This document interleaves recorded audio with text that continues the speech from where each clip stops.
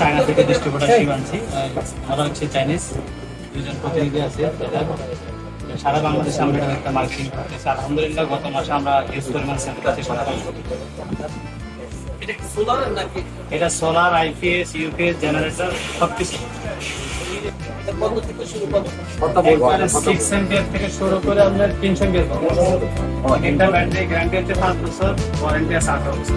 I love China, we are love China. আমাদের সৃষ্টিকর্তা এই দোকান আলহামদুলিল্লাহ আলহামদুলিল্লাহ।